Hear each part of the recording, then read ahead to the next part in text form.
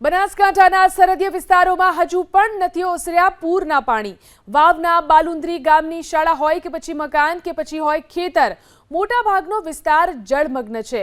23 દિવસનો સમય વીત્યો હોવા છતાં પાણી ન ઓસરતા ગ્રામજનોને ભારે હાલાકી પડી રહી છે।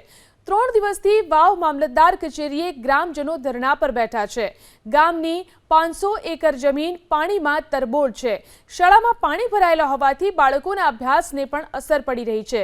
ગામના માજી સરપંચે ચીમકી ઉચ્ચારી કે જો પાણીના નિકાલની વ્યવસ્થા નહીં કરવામાં આવે તો તેઓ જળ સમાધિ લેશે।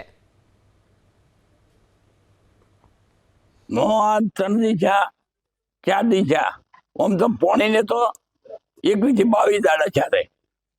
22 દાડા છે પાણી તો નીકળતો હોય, પ્રશાસન નિષ્ફળ છે।